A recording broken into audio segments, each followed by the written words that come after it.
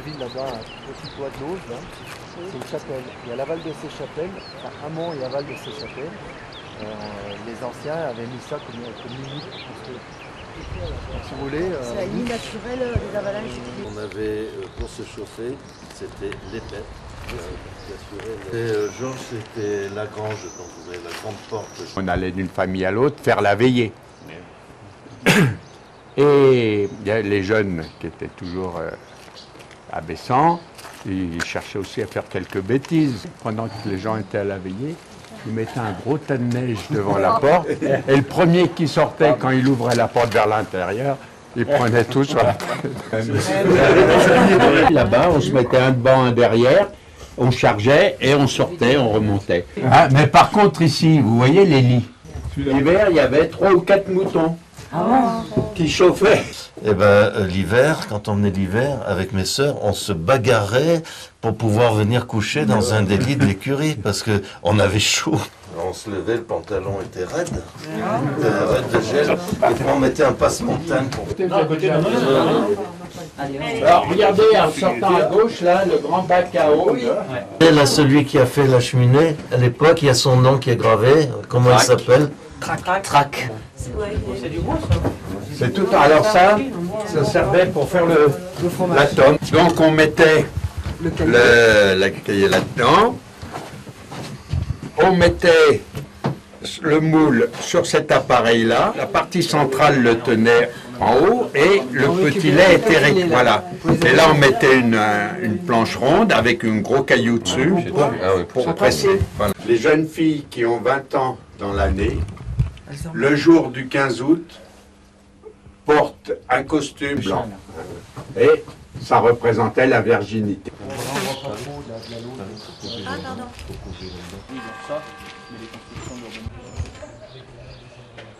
Les balcons en fer, c'était... Quand elle a été rénovée, les gens sont venus pour en profiter pour...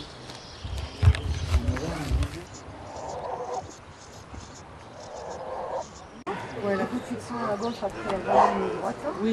Mais quand il suis après à gauche, c'est tout à fait comme ça. Donc quand il est sorti, tu vois, je te le mets sur...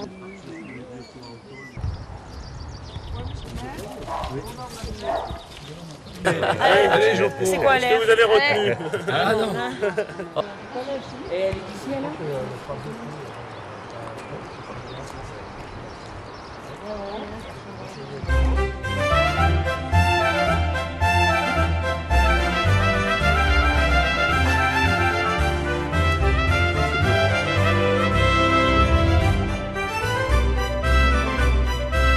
La nef principale était toute bleue avec des étoiles. Au début des années 90, une partie de ce ciel bleu et des étoiles s'est écaillée et a donné jour aux fresques que l'on voit là. Et ils ont refait toute cette partie des différentes nefs. Et le président du conseil général de l'époque, qui s'appelait Monsieur Michel Barnier, donc a dit bon, on va faire quelque chose pour la Maurienne.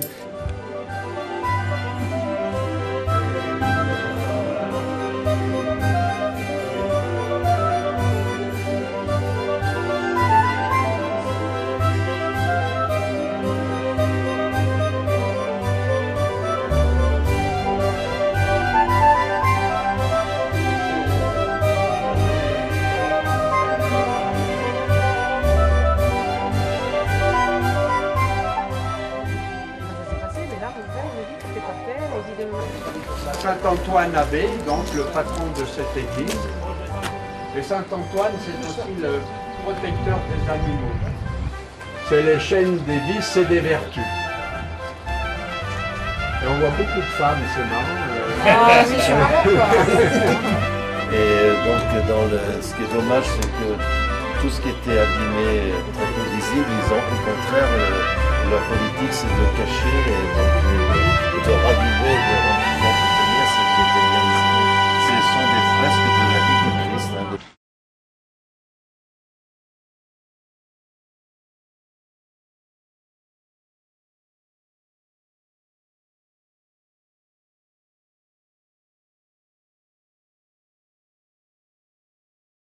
Ça commence là-bas en bas, où l'archange Gabriel, on ne voit plus que l'archange, mais on ne voit pas la Vierge, annonce à la Vierge qu'elle va mettre au monde le petit Jésus. Les bergers autour, et puis notre ami Saint-Joseph qui fait une sale tête. Hein, qu'est-ce qui va arriver? Ensuite, l'adoration des rois mages. Et Joseph fait toujours la gueule. Ensuite, vous avez la circoncision.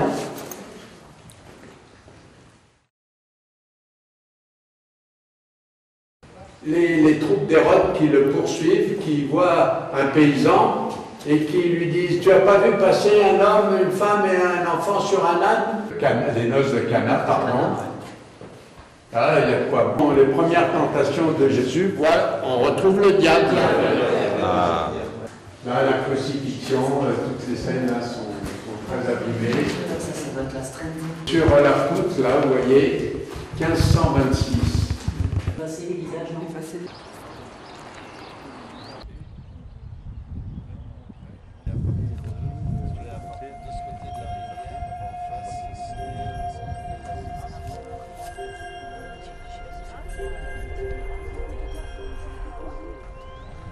Bon, on va descendre là. Alors attends, Roger,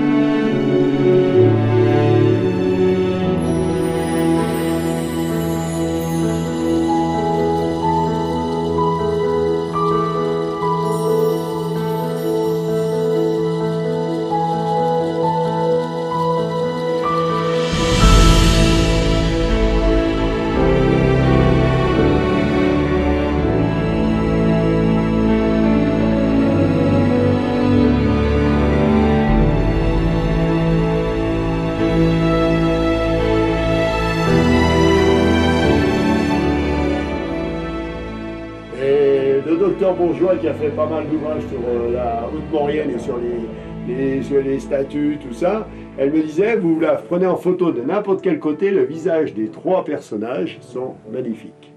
On a une autre Sainte-Anne ici, qui a été restaurée par un douanier. C'est quand même une statue qui date de 1697. Voilà, il a fait du rouge aux ongles au petit Jésus, tout, à Marie, c'est bien.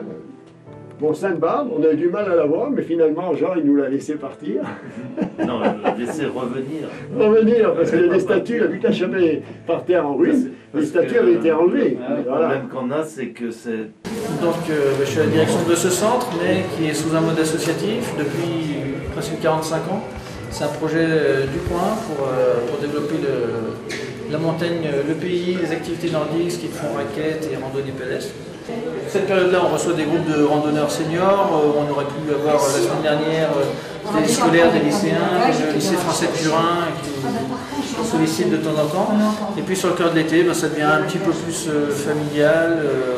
Il y a quand même une moyenne d'âge de 50-55 ans sur toutes les saisons.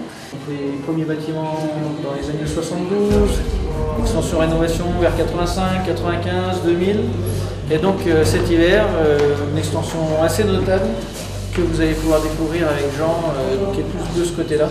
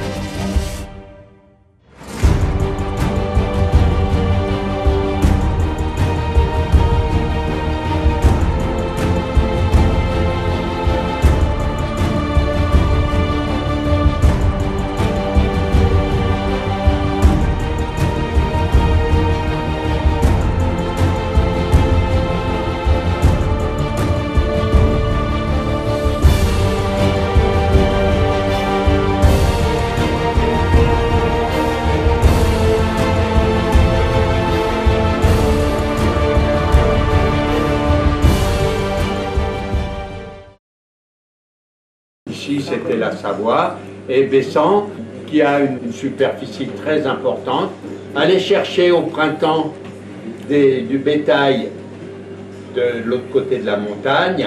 Mais 1860, la Savoie devient française et il y a une frontière. Le commerce est devenu contrebande. Après 1860, les jeunes étaient déjà partis à Lyon, même à Paris, partout pour travailler.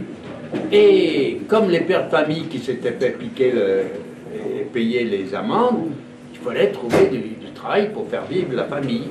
Et des jeunes qui étaient montés sur Paris leur ont dit, venez à Paris, on vous trouve du travail. Et le premier travail pour la plupart d'entre eux, ça a été cocher de fiacre.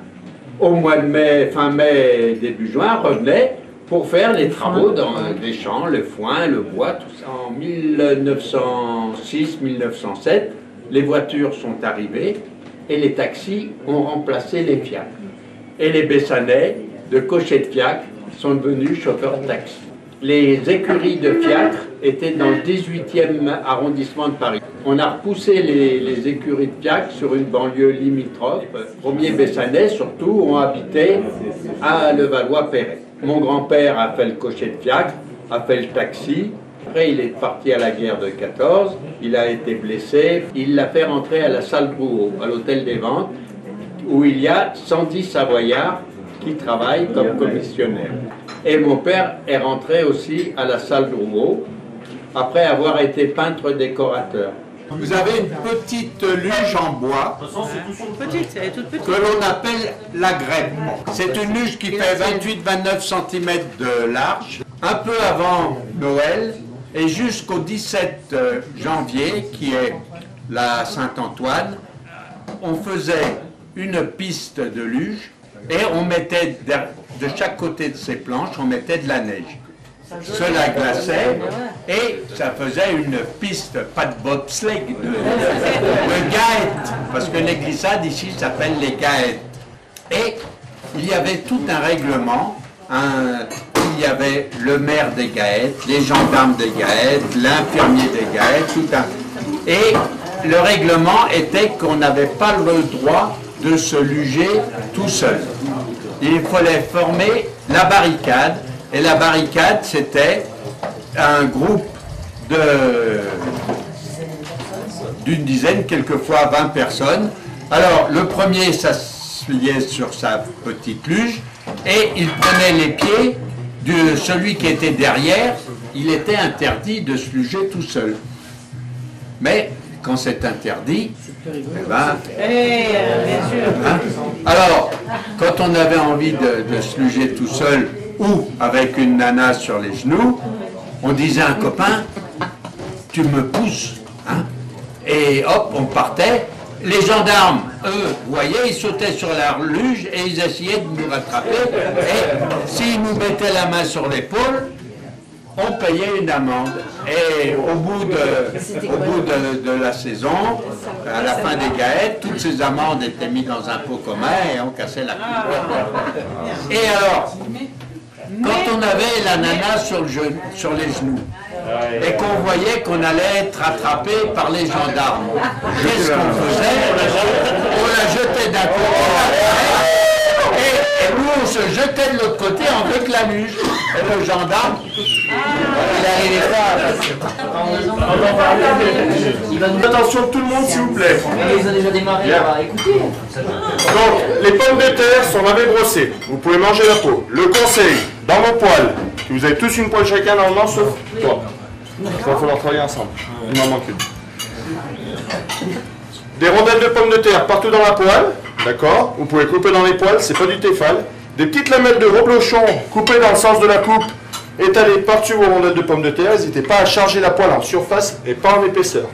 Ensuite, vos poêles doivent s'enfiler à ce niveau-là. Rien dessus. D'accord? À ce niveau-là.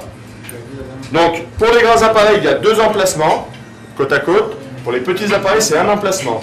Sachez que c'est bien plus rapide que tout appareil électrique. D'accord? C'est 30-40 secondes par poêle. Donc surveillez bien.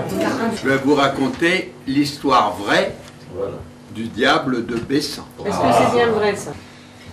Le diable avait une place relativement importante, car on lui attribuait tout ce qui était mauvais, tout ce qui était surnaturel, les avalanches, les crues des torrents, c'était le diable. Le diable, c'était le mal. Les vieux, le soir, à la veillée, racontaient ces histoires, ces légendes, et les gamins, qui normalement auraient dû dormir, ben non, ils écoutaient, ils enregistraient, et quelques années après, c'était eux qui racontaient ces histoires. Et on arrive ainsi au milieu du 19e siècle. En 1857 exactement, vivait à Bessan un sculpteur, Étienne Vincendet. Et il était surnommé Étienne Dessin, avec un T à la fin. Étienne Dessin parce qu'il sculptait surtout des personnages religieux pour les églises et les chapelles de la vallée. Étienne était aussi le sacristain de la paroisse. La tradition voulait qu'à cette époque, le curé du village offre aux chantres, pour les remercier de chanter toute l'année dans les différents offices religieux, leur offre pour la Sainte Cécile, qui est la patronne des chantres, un repas. Manque de chance, cette année-là, le curé s'était pris à partie avec la municipalité. Pour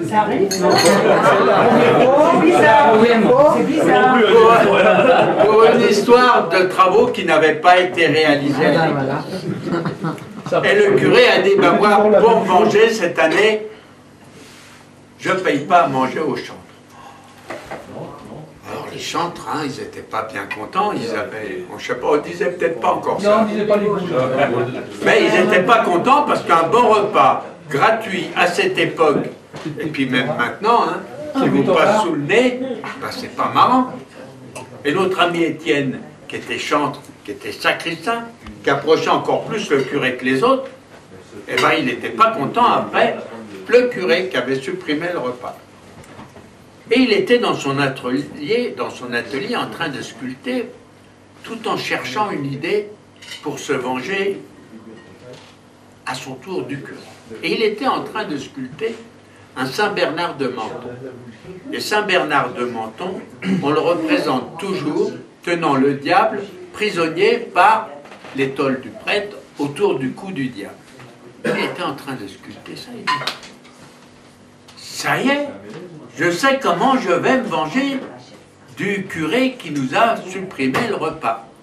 Il a pris un morceau de pain sambro, c'est le bois que l'on sculpte ici, et il a sculpté un diable. Un diable qui a emporté un curé sous son bras. Et au petit matin, il est allé porter la statuette sur la fenêtre du curé. Celui-ci se réveille, se lève, ouvre la fenêtre et se trouve nez à nez avec le diable. Il se doute d'où provient la plaisanterie et le matin suivant, il prend la statuette et il la porte sur la fenêtre du sacristain, qui le surlendemain, lui, reprend le diable et le rapporte sur la fenêtre du curé. Et pendant un certain nombre de jours, sous l'œil amusé des gens du village, le diable s'est promené d'une fenêtre à l'autre. Puis bon, au bout d'un certain temps, les deux hommes se sont réconciliés.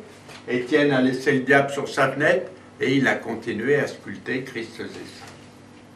Et un jour, remontant la vallée, un étranger arrive dans Bessan. Il venait pas de Bessan. Ils arrivent dans Bessan, ils passent devant la fenêtre d'Étienne, il voit ce diable sur la fenêtre, oh, il le trouve original. Il n'avait jamais vu un diable qu'emportait un curé sous son bras. Il lui achète. Étienne lui vend, et puis quand le bonhomme est parti, il dit, mais ça se vend peut-être aussi bien que les bons dieux. Et à partir de ce moment-là, il s'est mis à sculpter des diables pour les vendre. C'est donc en quelque sorte le début du courant commercial et humoristique du diable de Bessan. Et après, c'est son fils qui a continué. Et comme on avait surnommé le père Étienne des Saints, par opposition, on a surnommé le fils Pierre des Diables, surnom qui lui est resté jusqu'à la fin de sa vie. Et depuis, il y a toujours eu des sculpteurs pour continuer à sculpter les diables. Et le diable est devenu l'emblème du village de Bessan, avec un S. C'est pour ça que vous êtes accueillis sur la place par un grand diable qui trône sur la fontaine. Voilà. Donc, quand les Italiens étaient sur Bessan, ils chantaient une chanson qu'on appelle la Piemontesina. Nos amis bessanais, sur cet air-là, ont créé les paroles de la bessanaise. Vois-tu à Bessan, c'est la vie, viens donc ma jolie, on s'aimera tous les deux.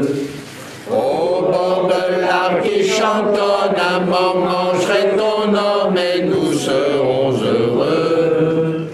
Viens donc Lily, là dans leur lit, brûle fauvette et pinson, sous la lune rythmeront leurs chansons.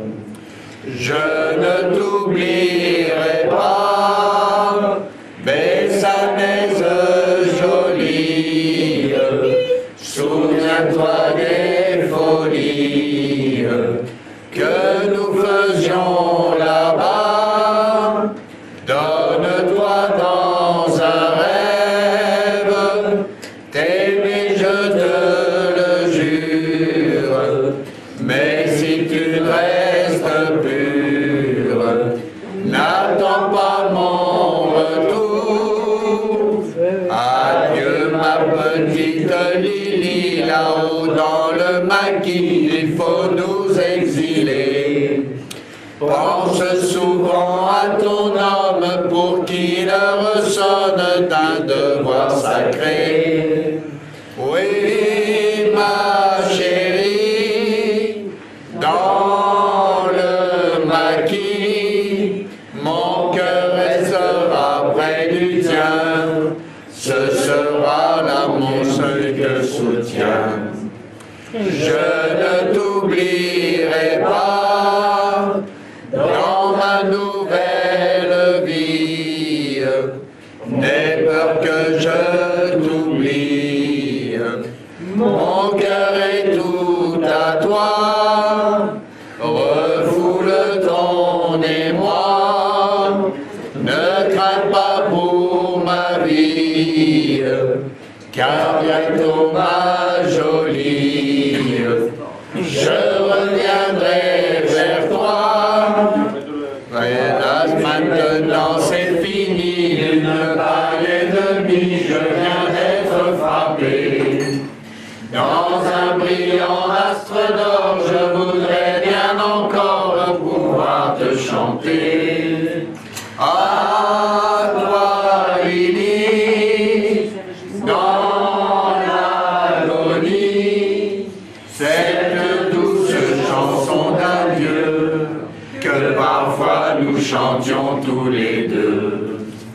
Je ne t'oublierai pas, mes âmes jolies, souviens-toi des folies que nous faisions là-bas, dans ma vie qui s'achève. Tu es passée si belle, chantons la ritournelle de ce qui ne fut qu'un rêve. La la la la la la la la.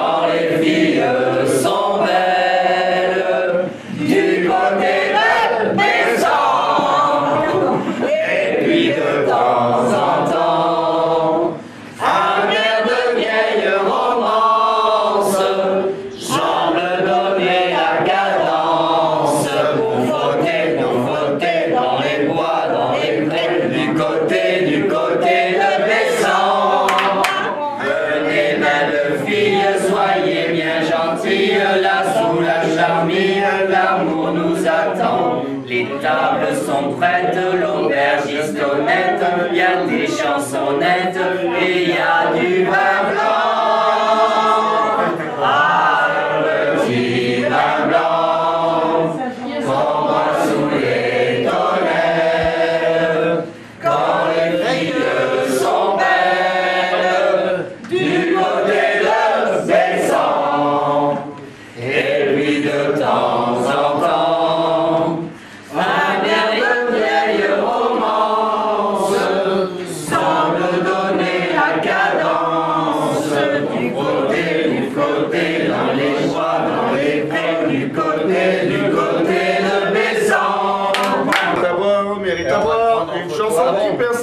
Mérite à boire un verre de vin. Verre de moi, c'est pas. Ah bah ça y est, d'une autre manière. C'est bon. Et on disait que les Bessans c'était vrai. S'en va dire à ma mère que j'aime les bergers, que j'aime les bergers. Auriez-vous le courage de les raconter? Qu'à manger le beurre et la crème, ce n'est pas moi, ce chatoka. Ce n'est pas moi, c'est l'avocat. Et si cela continue, et zoom, malala. Et si cela continue, on y mettra un cadenas. On y mettra un cadenas. Attention. Les femmes sont toutes les mêmes quand leur mari ne sont pas là. Le seul diable au monde qui ait 4 cornes, c'est le diable de Bessan avec un S. Alors, pourquoi? Ah ouais, ça tient. Génial. Ça tient. Et c'est Laurence. Prends-le en photo. Alors, pourquoi le diable de Bessan a 4 cornes? Il faut passer quelques années en arrière, après la chute de l'Empire. Napoléon était parti à Waterloo et la Savoie, qui avait été occupée par les troupes françaises, est revenue au royaume Piémont-Sardaigne. Donc les Sardes étaient les maîtres du secteur. Et pour se défendre d'une éventuelle arrivée éventuelle des troupes françaises, les Sardes ont fait construire toute une ligne de fortification perpendiculaire à la vallée de l'Arc, et il y a plusieurs fortins. Tous ces fortins ont le nom des dignitaires de la maison de Savoie et donc du royaume qui est Montsardin. Et le fort le plus important, c'est le fort Victor-Emmanuel. De l'autre côté, il y a la redoute Marie-Thérèse, et entre les deux forts, il y a l'abîme où, tout au fond, plus de 100 mètres en bas, coule le torrent l'Arc. Et les Sardes ont voulu relier les deux forts par une passerelle, par un pont. Et ils ont, comme on dit maintenant, lancé un appel d'offres, et c'est Joseph, un petit entrepreneur bessanais, qui a eu le marché. Mais les Sardes lui ont dit, si tu construis le pont dans les délais qui te sont impartis, tu seras couvert d'or. Mais si tu ne réalises pas en temps et en heure le travail, tu seras emprisonné dans l'un des forts, ou pire encore, déporté à Turin. Joseph a signé le contrat, il a embauché des ouvriers qui venaient de l'autre côté de la montagne, de Suse, de Novalaise, et il a commencé les travaux. Mais les travaux ont commencé déjà tard dans l'année, et il y avait eu sans arrêt des problèmes où les matériaux n'allaient pas, où il faisait mauvais, où les ouvriers étaient fatigués, où ils étaient malades. Les travaux n'avançaient pas du tout. Et un jour, Joseph, à l'entrée de l'hiver, là, il en avait ras la casquette, comme on dit maintenant, mais déjà, on le disait peut-être à l'époque. On mettait des casquettes déjà. Non, on ne dira plus. Bon, et alors, un soir, il en a marre. Il dit, ben, ce soir, il dit à ses ouvriers, ce soir, je vais remonter à Bessan, voir ma femme et mes enfants, mon village que je n'avais pas vu depuis plus d'un mois. Il a pris son mulet, il est parti. Il était à peine parti un peu plus haut, il se met à faire un temps absolument infect, il se met à neiger, et la neige, on la voyait monter à vue d'œil. Et ses ouvriers disent, mais si ça continue comme ça, si ça continue à neiger comme ça, jamais on va être bloqué là tout l'hiver, jamais on va pouvoir retourner chez nous. Et qu'est-ce qu'ils ont fait, les ouvriers? Ils ont pris leurs affaires, ils ont fait leur sac, ils ont taillé la route tant qu'ils pouvaient encore passer par la montagne avant la neige. Si bien que le lendemain matin, Joseph arrive sur le chantier, plus personne. Et le pont était loin d'être terminé. Mon Dieu, le pauvre Joseph se lamentait, il s'arrachait les cheveux. Je ne veux pas arracher les cheveux parce qu'il y a les cornes là. Et il se lamentait, il disait, mon Dieu, mais je vais être emprisonné dans le fort en face là-bas, ou pire encore déporté à Turin, jamais je reverrai ma femme, mes enfants, mon village de Bessan. Il se lamentait. Et par la piste qui venait de Modane, il y avait un grand bonhomme qui arrivait. Un grand bonhomme tout vêtu de noir, avec un grand chapeau, avec une plume sur le chapeau. Et il arrive près de Joseph, il lui dit, « Qu'est-ce que tu as râlé comme ça, bonhomme, à hurler? Oh, m'en parlez pas, étranger !» Et il lui explique tout le problème, qu'il allait être emprisonné, au pire déporté à Turin, qu'il ne reverrait jamais ses enfants, etc. Le bonhomme lui dit, « Mais c'est pas un problème. » « Comment c'est pas un problème? Regardez le pont dans l'état où il est. C'est demain que je dois le livrer et vous voyez que jamais tout seul j'arriverai à le finir. » « Mais il n'y a pas de problème. »« Ah bon ?» Et le bonhomme sort de sous sa grande cape un parchemin. Il plie le parchemin et il le lit à Joseph. « Le pont sera terminé en temps et en heure à condition que le premier être vivant qui passe sur le pont appartienne à mon maître. » Vous avez deviné qui était le maître du grand bonhomme? C'était le diable. Joseph dit non, non, je ne peux pas sacrifier quelqu'un pour ce pont. Ah, libre à toi, si tu ne veux pas revoir ta femme, tes enfants, ton village, tu ne signes pas. Joseph réfléchit, ou il réfléchit pas trop, il dit, bon, eh ben je signe. Et le bonhomme, il enlève la plume de son chapeau, la plante dans le poignet de Joseph, et fait signer Joseph le parchemin avec son sang. Et hop, le bonhomme disparaît. Si bien que Joseph se retrouve tout seul, là, devant le début du pont. Et il se dit, mais bon, ben de toute façon, le bonhomme a raison, il n'a pas raison, il a menti, il n'a pas menti. Tout seul, je ne peux pas finir le pont. Ce soir, je retourne à Bessan. Il prend son mulet et remonte à Bessan.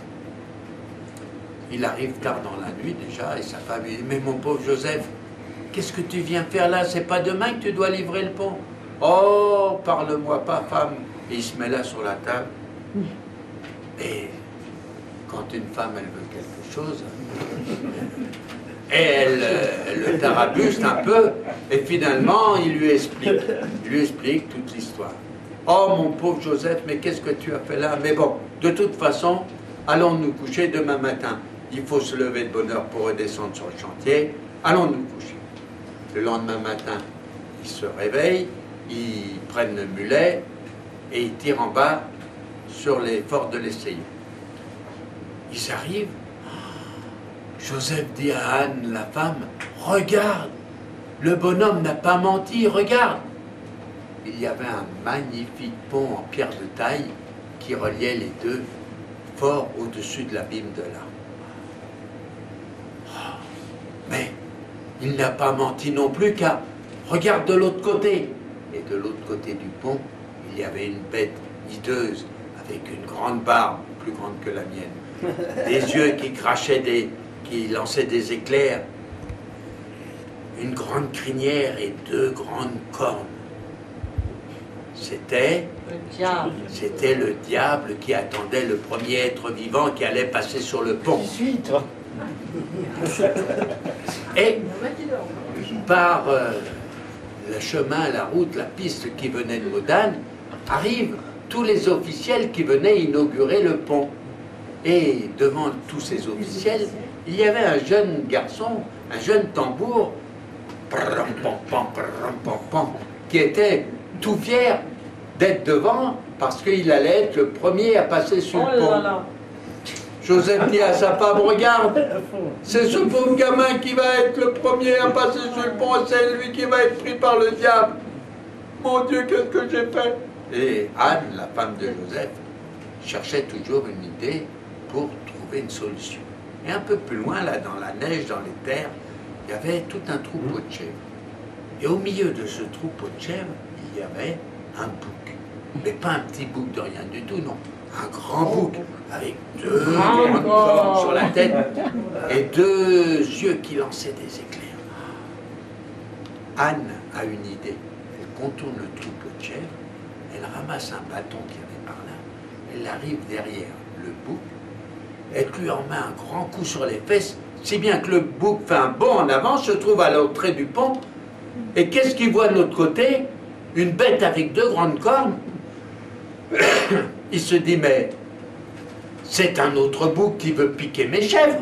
Ah non! Alors il recule, il prend de l'élan et il traverse le pont si vite et si fort qu'il arrive de l'autre côté du pont, qu'il rentre la tête la première dans la tête du diable, si fort qu'il casse ses deux cornes à lui dans la tête du diable. Celui-ci pousse un grand cri et il disparaît avec 4 cornes sur la tête. Alors, c'est vrai, c'est pas vrai. C'est depuis ce temps-là que, paraît-il, le diable de Bessan aurait 4 cornes. Et on m'a raconté cette histoire comme je vous la raconte, mais le pont qui a été construit à cette époque s'est écroulé. Il a été reconstruit par un pont en bois qui s'est abîmé également. Avant la dernière guerre, il y avait un pont métallique qui a été endommagé pendant la dernière guerre. Et puis maintenant, il y a un magnifique pont, un pont suspendu en bois, fait par le parc de la Vanoise.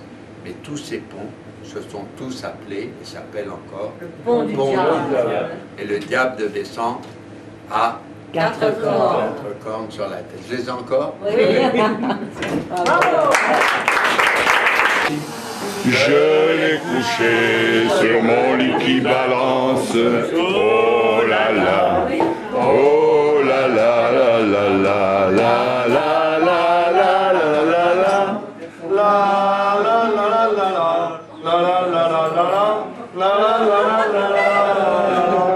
La fille du bédouin se branlait la la la la la la la la la la la la la la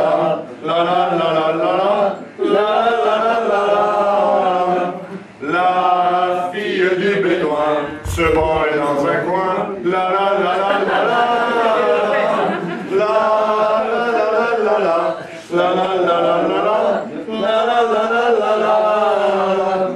La fille du bédouin se branlait dans un coin avec une banane. La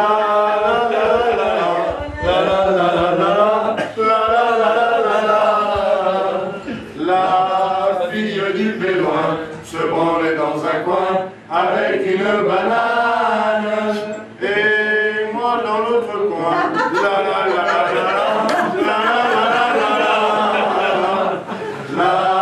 fille du bédouin se branlait dans un coin avec une banane. Et moi dans l'autre coin, je m'appelle la la la la la la la. La fille du bédouin se branlait dans un coin avec une banane. Et moi dans l'autre coin, je m'appelle son vagin la la la la la. La fille du bédouin se branlait dans un coin avec une banane. Et moi dans l'autre coin, je battais son vagin en mandant la la la. La fille du bédouin se branlait dans un coin avec une banane.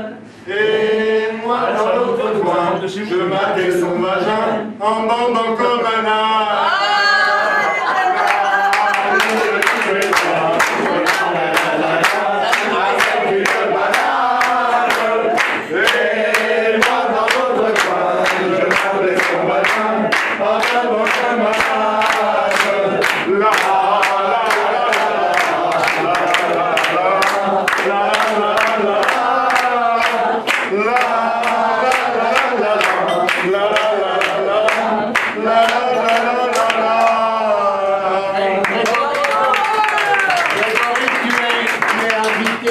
À la fête de l'âne. Alors le premier adjoint avec le premier adjoint, le maire avec le maire. Attention, allez. Santé. Qui c'est qu'un? Allez, santé. Allez. Abaissons.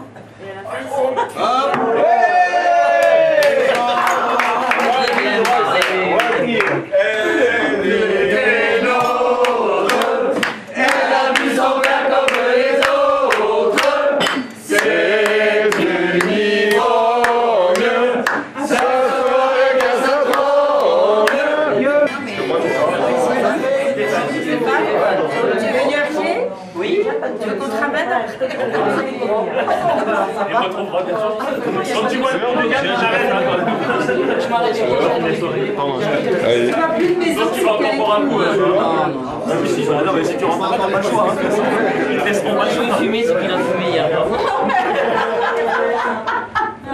Bon, allez, c'est la Gérard. Allez Gérard. Pour les santé. Allez cul sec Gérard. Santé, attends. Attends Gérard, Lolo. Allez Gérard, santé Gérard. Tu bois avec nous, hein. Allez, 1, 2, 3. Ouais. On a fêté nos retrouvailles. Ça fait de la peine, mais il faut que je m'en aille. Il faut que j'aille dormir. Parti pour faire les fous. C'était un jour